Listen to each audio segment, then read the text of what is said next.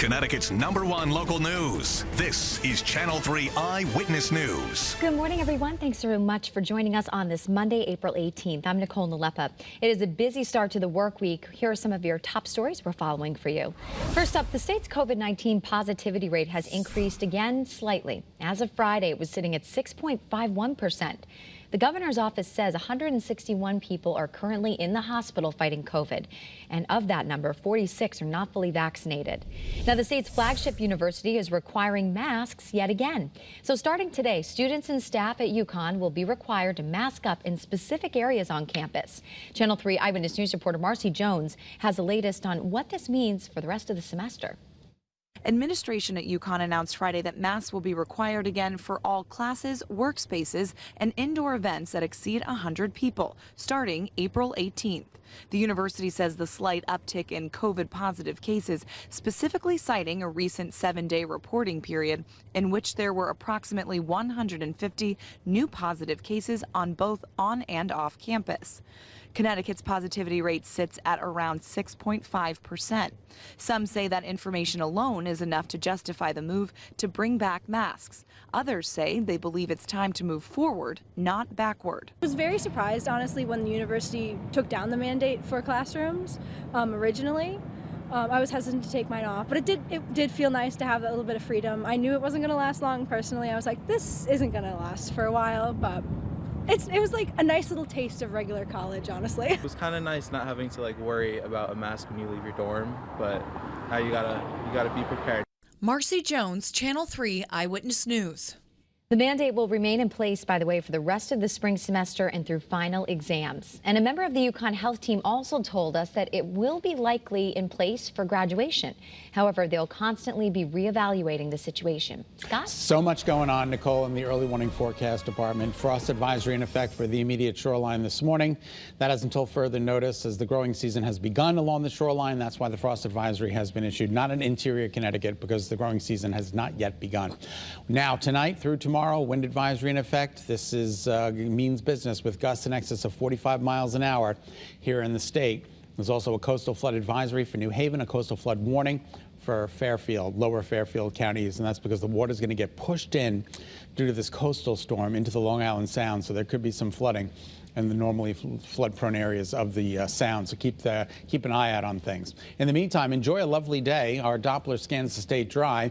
Futurecast tomorrow's weather today doesn't even bring a cloud in until about 1, 2, 3 o'clock this afternoon. And then tonight will be completely cloudy, but if you have outdoor plans tonight, you're good. Up until about 10, 11 o'clock, that's when it starts to pour. Third shifters, you're going to be dealing with this. Be careful driving around. Copious amounts of rain at 4 a.m. and then it starts winding down by about 6, 7 o'clock in the morning, and we get back to a nicer day tomorrow. Visibility out there this morning is at a perfect 10. You'll notice it on our New Haven iCam. New Haven, let's go back just a second. 37 now in New Haven. That's a drop of 3 degrees just within the past hour. So a little cool out there this morning. New London, 36. Beautiful in New London. Gorgeous sunshine in Torrington. Hello to you in Torrington, and good morning to you in Old Saybrook, the camera that never disappoints. 28 in Litchfield, better than 26 we had. 35 in Bristol. The numbers are moving up. 35 in Stores, 36 in West Haven. But you can see everybody's below the freezing mark with the exception of Brainerd, 34, and along the immediate shoreline. And we're just a couple of degrees above the freezing mark along the immediate shoreline this morning. The winds are calm, so not a lot of wind chill out there this morning.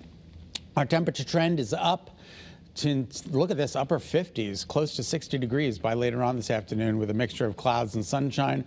More of the same for the immediate shoreline, a little bit cooler there. And as you take a look at the satellite and radar, there's not a lot going on, but there's that big storm. It's going to move out over the open waters of the Atlantic, intensify, and climb right on into Connecticut. So once again, here's early warning futurecast, tomorrow's weather today.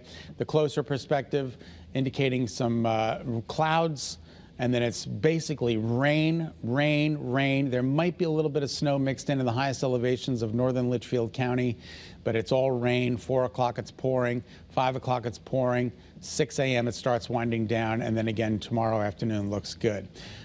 In terms of rainfall, we're expecting anywhere from a ½ inch to 1.5 inches, maybe even locally more.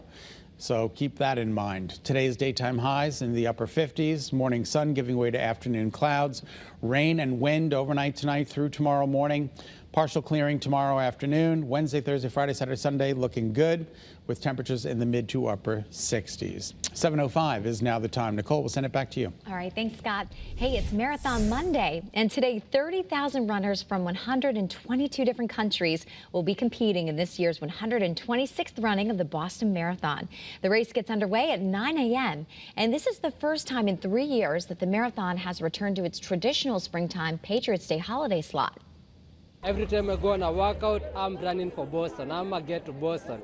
So I've been training for it for a long time. I appreciate all the people of Boston, and y'all definitely know how to make your marathons feel like rock stars. We also have a member of our Channel 3 family who will be running today. Take a look. So grateful for all the support from my WFSB family, my relatives in Southeast Mass, and all my friends. It's going to be great. All right, you know that face. That's meteorologist Connor Lewis, who is from the Boston suburbs. He's going to be participating in the race for the first time today. So good luck to Connor and good luck to all of the runners. And today in Washington, D.C., the White House will be hosting the first Easter egg roll since the pandemic began. The theme this year is Egg-ucation. And in a statement, First Lady Jill Biden said the event will be full of fun, educational activities, which include a reading area, a talent show, and a physical education zone. This is the first egg roll the Biden administration has put on. The 2020 and 2021 egg rolls were canceled because of high COVID rates. The tax deadline has arrived today, and today is really your last day to file. So the IRS expects to receive tens of millions of last-minute filings today. If you request an extension, you will have until October. But if you owe money, it'll be subject to penalties. Now, while the process can be confusing, there are 3 things that you can do to make it smoother. Experts say you should be accurate and avoid guessing or estimating. They also say electronic filing is better than paper. And finally, opt to have your tax refund electronically deposited if you can. That way you can get it sooner. Thank you so much for tuning in to Eyewitness News on this Monday morning. Hope you all have a great day. Remember, you can get news and weather updates anytime on the Channel 3 app as well. Be healthy, stay positive. We'll see you back here tomorrow.